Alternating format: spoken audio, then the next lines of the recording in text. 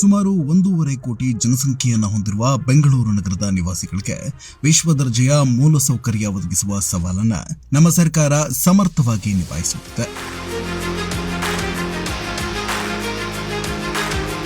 ನಗರ ಸಾರಿಗೆಯ ಜೀವಾಳದಂತಿರುವ ಬೆಂಗಳೂರು ಮೆಟ್ರೋ ರೈಲು ನಿಗಮದ 2ನೇ ಹಂತದ ಯೋಜನೆಯು ಪೂರ್ಣಗೊಳ್ಳುವ ಹಂತದಲ್ಲಿದೆ.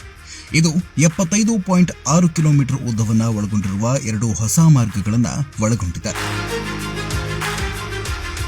ಬೆಂಗಳೂರಿನ ಪ್ರತಿ ಮನೆಗೂ ಕಾವೇರಿ ನೀರಿನ ಸಂಪರ್ಕವನ್ನ ಕಲ್ಪಿಸುವ ಗುರಿಯೊಂದಿಗೆ ಕಾವೇರಿ ನೀರು ಸರಬರಾಜು 5ನೇ ಹಂತದ ಯೋಜನೆ ಪೂರ್ಣಗೊಂಡಿದೆ. ಸಂಚಾರ ದಟ್ಟಣೆ ನಿಯಂತ್ರಣಕ್ಕಾಗಿ 148.17 ಕಿಲೋಮೀಟರ್ ಉದ್ದದ ಬೆಂಗಳೂರು ಉಪನಗರ ರೈಲು ಯೋಜನೆ ಕಾಮಗಾರಿಗೆ ವೇಗ ದೊರೆತಿದೆ. ಬೆಂಗಳೂರಿನ ಸಮಗ್ರ ಅಭಿವೃದ್ಧಿ ನಿಟ್ಟಿನಲ್ಲಿ ಬಿಬಿಎಂಪಿಯನ್ನು ವಿಸರ್ಜಿಸಿ ಗ್ರೇಟರ್ ಬೆಂಗಳೂರು ಪ್ರಾಧಿಕಾರವನ್ನು ರಚಿಸಿ ಮೇ 15ರಂದು ಜಾರಿಗೊಳಿಸಲಾಗಿದೆ. ಬ್ರ್ಯಾಂಡ್ ಬೆಂಗಳೂರು ನಿರ್ಮಾಣ ನಮ್ಮ ಸರ್ಕಾರದ ಸಂಕಲ್ಪ.